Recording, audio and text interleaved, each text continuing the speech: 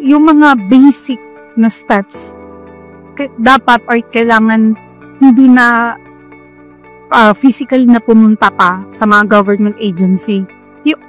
Just simple as like that. I do understand na yung iba kailangan yung talagang pumunta physically. For example, pag-a-apply ng transport, yun kailangan mo talaga kasi pipicturean ka.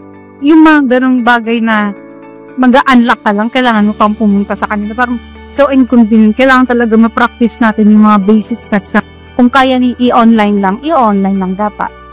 We should focus more on public Wi-Fi since lahat naman tayo is umaasa na sa technology nowadays, specifically sa internet. Siguro kailangan stabilize nila yung signal para at least kahit papaano, delay din yung pato. Kasi may mga din kami nagrereklamo na natatagalan daw sila pero hindi nila alam, nagkakaroon ng traffic. Easier access sa technology mismo. Computers, laptops, yung madali lang ma-access ng mga tao, mapupuntahan. Dapat maturuan natin ang mga bata. Hindi lang sa level kasi ngayon ang pag-aaral kasi yung may kaya. Kung gusto nyo walang maiiwan, yung kahit yung walang kakayahan, dapat bigyan sila talaga ng chance. Bisa makita mo may galing sila at yun sana dapat ang tutukan para lahat walang maiwan. Sabay-sabay.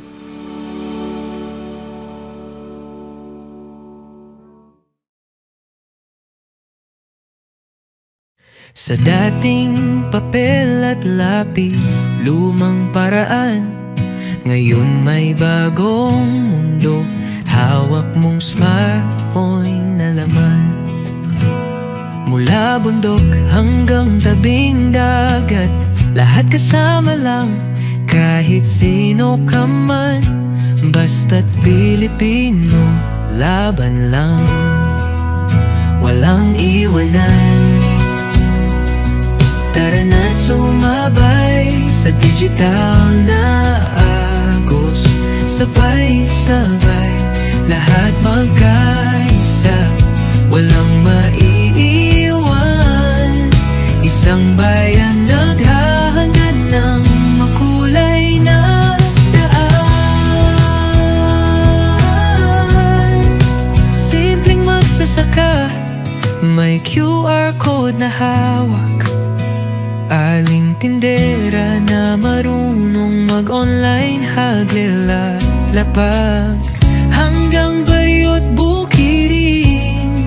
Signal na ngayon'y abot, Pinoy glamorosa, tech-savvy sa bawat sulok, walang iwanan. Tara na't sumabay sa digital na agos, sabay-sabay, lahat magkaisa, walang maiiwan. Isang bayan naghahangad ng makulay na daan.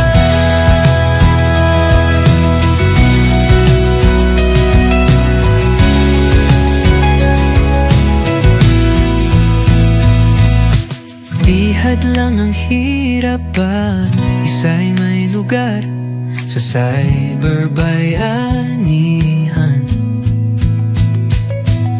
Ngiti ang aming alay, abot dagat ang pangarap, bitbit sa bawat click, laging may kasama kahit saan mag-picnic. Silid-aralan online, mga bata'y natuto, abot kamay pangarap sa bagong mundo. Kwento ng Pinoy pati sa digital buhay, tuloy ang laban, walang maiiwan sa tagumpay.